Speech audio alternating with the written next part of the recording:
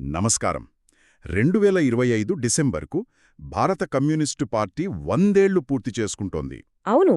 ఈ సందర్భంగా రేపటి కోసం దినపత్రికలో సీనియర్ జర్నలిస్టు పెద్దాడ నవీన్ గారు రాసిన ఒక అద్భుతమైన వ్యాసం మన చేతిలో ఉంది. చాలా సమగ్రమైన విశ్లేషణ అది. అవును.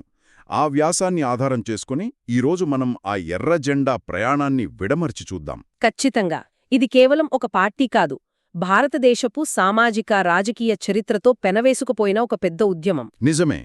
పైగా ఈ ఉద్యమ కథలో 2 మార్గాలు ఎప్పుడూ పోటీ పడుతూనే ఉన్నాయి.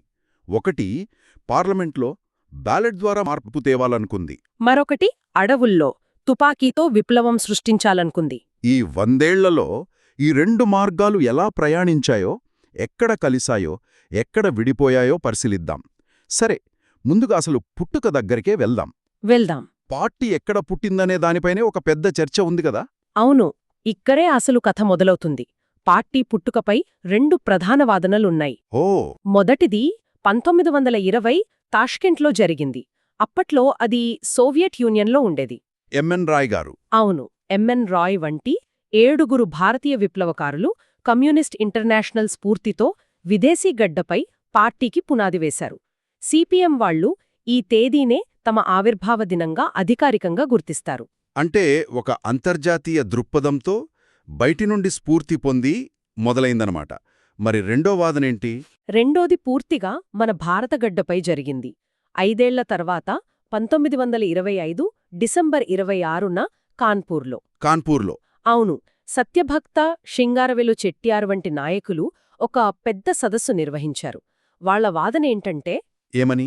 విదేశీ సిద్ధాంతాలు మనకు అవసరమే, కాని పార్టీ నిర్మాణం భారతీయ పరిస్థితులకు, ఇక్కడి సమస్యలకు అనుగుణంగా జరగాలి అని. అర్థమైంది. అందుకే భారతగడ్డపై అధికారికంగా పార్టీని ప్రారంభించారు. సిపిఐ ఈ తేదీని తమ పుట్టినరోజుగా జరుపుకుంటోంది.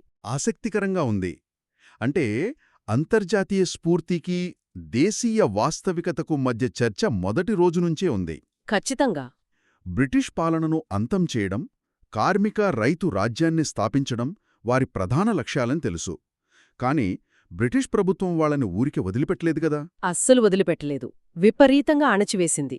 పెషావర్, కాన్పూర్, మీరట్ అంటూ వరుసగా కుట్రకేసులు పెట్టారు. మీరట్ కుట్రకేసు చాలా పెద్దది అంటారు. అవును, 1929 మీరట్ కుట్రకేస్. ఎస్య డాంగే సహా 31 మంది అగ్ర నాయకులను అరెస్టు చేసి ఏళ్ల తరబడి జైల్లో పెట్టారు. ఈ కేసుపై ఐన్స్టైన్ కూడా స్పందించారట. అంటే ఒక భారతీయ రాజకీయ కేసుపై అంతర్జాతీయంగా అంత దృష్టిపడిందన్నమాట. నిజమే. ఆ కేసు ప్రపంచవ్యాప్తంగా సంచలనం సృష్టించింది. ఐన్స్టీన్, రొమైన్ రోలండ్ వంటి మేధావులు ఈ విచారణను ఖండించారు. ఇక్కడే ఒక విచిత్రమైన విషయం జరిగింది. బ్రిటిష్ ప్రభుత్వం వాళ్లను అణచివేయాలని కేసులు పెడితే వాళ్లు దాన్ని అవకాశంగా వాడుకున్నారా? సరిగ్గా అదే. కోర్టులో తమ వాదనలు వినిపించడానికి ఆ అవకాశాన్ని వాడుకున్నారు. తమ సిద్ధాంతాలను కోర్టు ద్వారానే దేశమంతటికీ ప్రచారం చేశారు. అంటే అణచివేత చర్యే వాళ్లకు ప్రచారంగా మారిందనమాట. అద్భుతం. ఇదే సమయంలో క్షేత్రస్థాయిలో కార్మిక సంఘాలు, కిసాన్ సభల ద్వారా బలం పుంజుకున్నారు. కాని ఇక్కడే వారి ప్రయాణంలో ఒక పెద్ద వివాదాస్పద మలుపొచ్చింది. 1942 క్విట్ ఇండియా ఉద్యమం. అవును, ఆ ఉద్యమానికి కమ్యూనిస్టులు దూరంగా ఉన్నారు. ఇది వారిపై ఇప్పటికీ ఒక మాయని మచ్చగా మిగిలిపోయింది. ఎందుకలా జరిగింది? దానికి ఒక సంక్లిష్టమైన అంతర్జాతీయ కారణముంది. 2వ ప్రపంచ యుద్ధం మొదలైనప్పుడు వారు దాన్ని సామ్రాజ్యవాద యుద్ధమన్నారు. అంటే బ్రిటన్, జర్మనీ 2 సామ్రాజ్యవాద శక్తులే. వాటి మధ్య యుద్ధంలో మనం ఎవరి పక్షం వహించకూడదు అని వ్యతిరేకించారు. కాని 1941లో ఏం జరిగింది? హిట్లర్ ఉన్నట్టుండి సోవియట్ యూనియన్పై దాడి చేయడంతో మొత్తం సమీకరణాలు మారిపోయాయి. ఓహో, ఎలా మారాయి? అప్పుడు సోవియట్ యూనియన్, బ్రిటన్, అమెరికా ఒకే కూటమిగా మారాయి. కమ్యూనిస్టులకు సోవియట్ యూనియన్ మాతృభూమి లాంటిది. సోవియట్ను కాపాడుకోవాలంటే హిట్లర్ను ఓడించాలంటే మిత్రపక్షాల కూటమి గెలవాలి. సరిగ్గా. అందులో బ్రిటన్ కూడా ఉంది. అందుకే వాళ్లు తమ వైఖరి మార్చుకుని యుద్ధాన్ని ప్రజాయుద్ధం లేదా పీపుల్స్ వార్ అన్నారు. కాని ఇది సిద్ధాంతపరంగా బాగానే ఉన్నా క్షేత్రస్థాయిలో ప్రజలకు అర్థం కావడం కష్టం కదా. చాలా కష్టం. తమ దేశ స్వాతంత్ర్యం కోసం అందరూ పోరాడుతున్న సమయంలో విదేశీ రాజకీయాల కోసం బ్రిటిష్ వారికి మద్దతివ్వడంలాగా కనిపించి పార్టీ ప్రజల నుండి దూరం కాలేదా? ఖచ్చితంగా అదే జరిగింది. ఆ నిర్ణయం వల్ల వాళ్లు జాతీయవాదుల నుండి తీవ్రమైన విమర్శలు దురుక్కున్నారు. దేశద్రోహులు అని ముద్ర కూడా పడింది. అయితే అదే సమయంలో వారు ప్రజలకు దగ్గరయ్యే మరో పనిచేశారు. 1943లో బెంగాల్లో భయంకరమైన కరువు వచ్చింది. అవును, లక్షలాది మంది చనిపోయారు. పై ఒక కొత్త రూపు తీసుకుంది తెలంగాణ సాయుధ పోరాటం. ఒక మహోద్యమం. నిజాం పాలనలో పరిస్థితులు ఎంత దారుణంగా ఉండేవో కొంచెం వివరిస్తారా? ఈ దొరలు, దేశ్ముఖులు అంటే ఎవరు? వాళ్ళు కేవలం భూస్వాములేనా?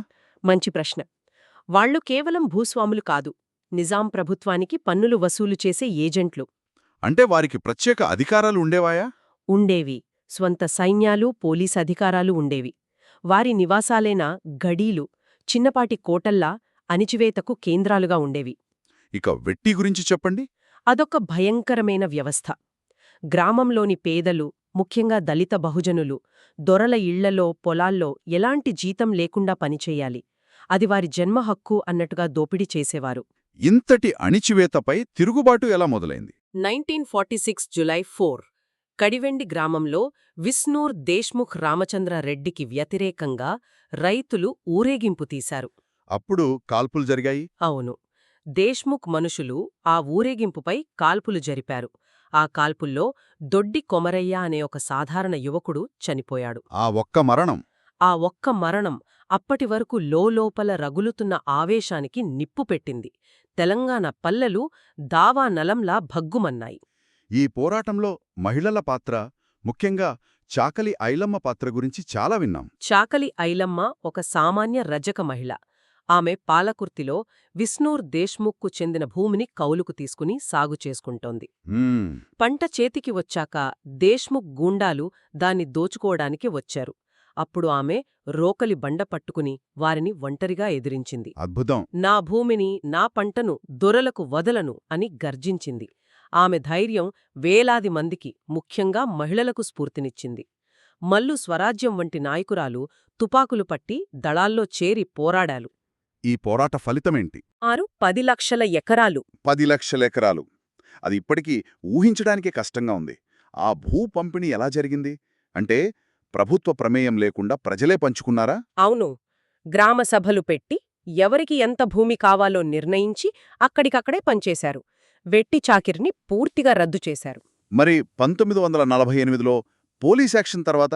భారత సైన్యం వచ్చాక కూడా కమ్యూనిస్టులు పోరాటం కొనసాగించి చివరికి 1951లో విరమించారు.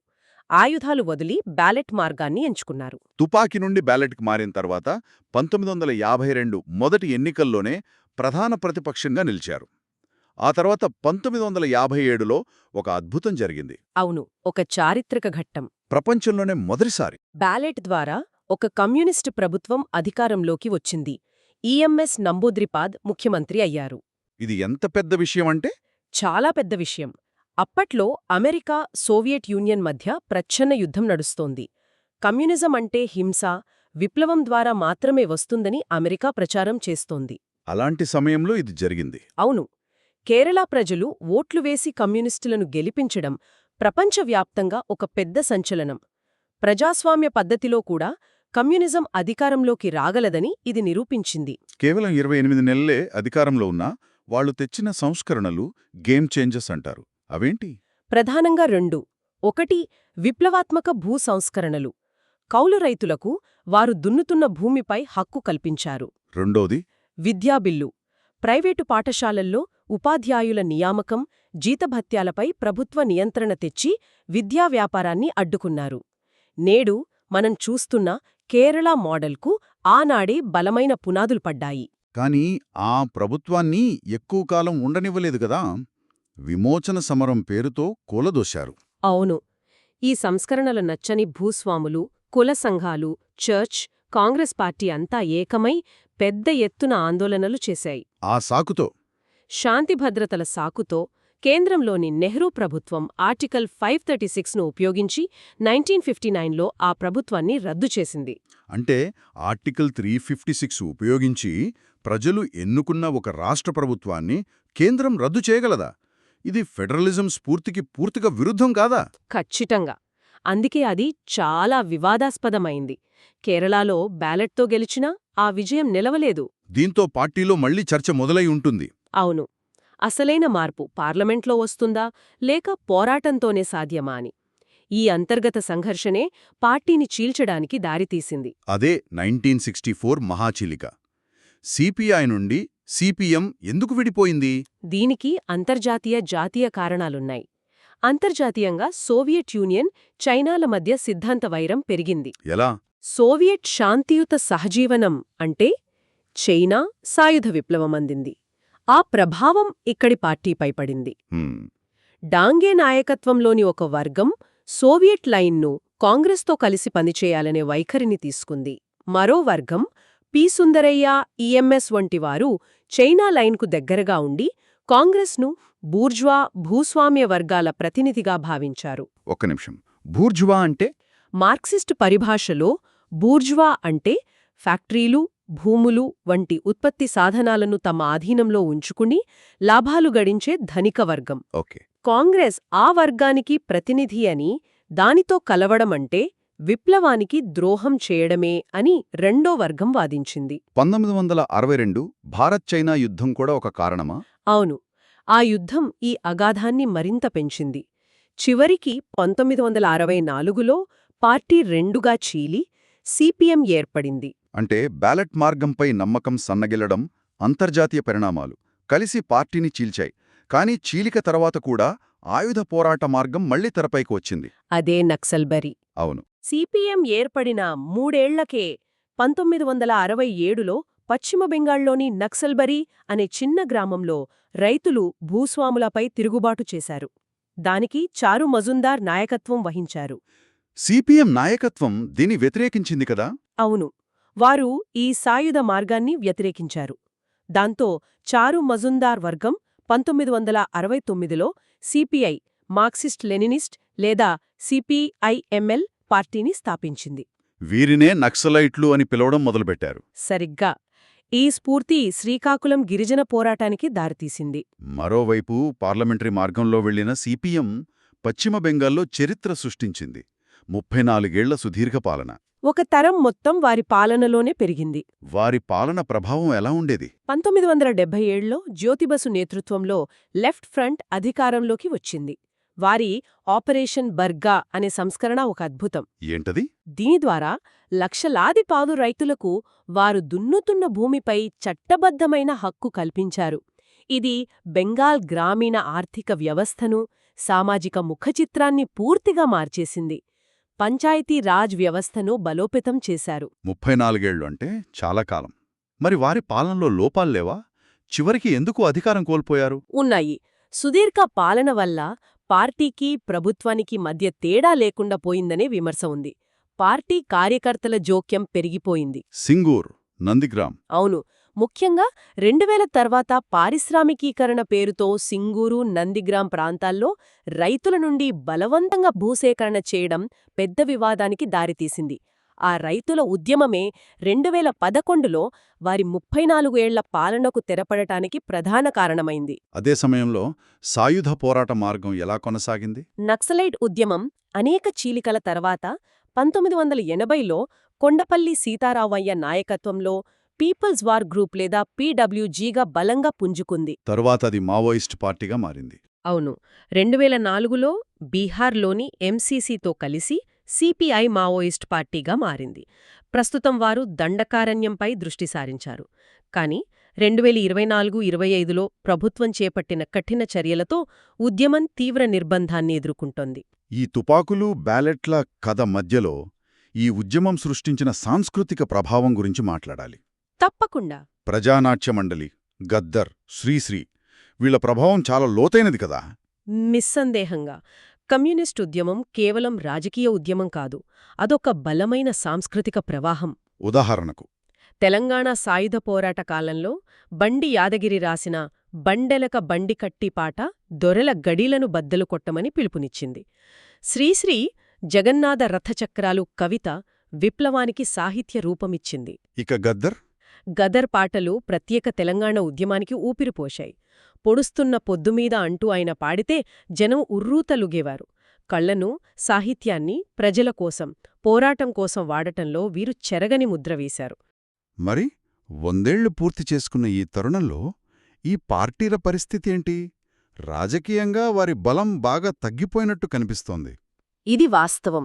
ఒకప్పుడు లోక్సభలో ప్రధాన ప్రతిపక్షంగా ఉన్న కమ్యూనిస్టుల సంఖ్య ఇప్పుడు సింగిల్ డిజిట్కు పడిపోయింది. వారి కోటలు కూడా కూలిపోయాయి. అవును, పశ్చిమ బెంగాల్, త్రిపుర కోటలు కూలిపోయాయి. ప్రస్తుతం కేరళలో మాత్రమే అధికారంలో కొనసాగుతున్నారు. ఇటీవల సీతారాం ఏచూరి మరణం తర్వాత కేరళకు చెందిన ఎంఏ బేబీ కొత్త ప్రధాన కార్యదర్శిగా ఎన్నికయ్యారు. ఇప్పుడు వారి ముందున్న అతిపెద్ద సవాళ్లేంటి? అతిపెద్ద సవాలు మారుతున్న సమాజానికి అనుగుణంగా తమ వ్యూహాలు మార్చుకోవడం, ముఖ్యంగా యువతను ఆకర్షించడం. తమ పార్టీ కాంగ్రెస్లలో ఫెడరలిజం, రాష్ట్రాల హక్కుల పరిరక్షణ, ప్రైవేటీకరణకు వ్యతిరేకంగా పోరాడతామని తీర్మానాలు చేస్తున్నారు. కాని వాటిని క్షేత్రస్థాయిలో ప్రజల్లోకి ఎంత బలంగా తీసుకెళ్తారనేది చూడాలి. 100 ఏళ్ల ప్రస్థానాన్ని చూస్తే ఎన్నో విజయాలు, వైఫల్యాలు, మలుపులు ఉన్నాయి. భూ సంస్కరణలు, కార్మిక చట్టాలు, సామాజిక న్యాయం వంటి ఎన్నో అంశాలపై కమ్యూనిస్టు ఉద్యమం ఈ దేశంపై చెరగని ముద్ర వేసింది. అవును. ఎన్నికల రాజకీయాల్లో వెనుకబడి ఉండొచ్చు, కాని నిరుద్యోగం, ఆర్థిక అసమానతలు, రైతాంగ సంక్షోభం ఉన్నంతకాలం వారి భావజాలానికి, వారి ప్రశ్నలకు ప్రాసంగికత ఉంటుంది. ఈ చర్చను ముగిస్తూ పెద్దాడ నవీన్ గారి వ్యాసం చివర్లో ఒక ఆలోచింపజేసే ప్రశ్న మిగిలింది. ఈ ఉద్యమం భవిష్యత్తులో బలపడుతుందా, లేక చరిత్రలో ఒక జ్ఞాపకంగా మిగిలిపోతుందా అని. దీనికి సంబంధించి ఒక కీలకమైన అంశముంది. ఏంటది? కమ్యూనిస్ట్ ఉద్యమం ప్రాథమికంగా వర్గపోరాటంపై ఆధారపడింది. అంటే ధనిక, పేద వర్గాల మధ్య సంఘర్షణ వారి సిద్ధాంతానికి మూలం. కాని నేటి భారతదేశంలో రాజకీయాలు వేరుగా ఉన్నాయి. అవును. ఇప్పుడు కులం, మతం, ప్రాంతం, లింగం వంటి అస్తిత్వ రాజకీయాలు చాలా బలంగా ఉన్నాయి. మరి ఈ కొత్త సమీకరణాలకు వాళ్ళు ఎలా స్పందిస్తారు? అదే అసలైన ప్రశ్న.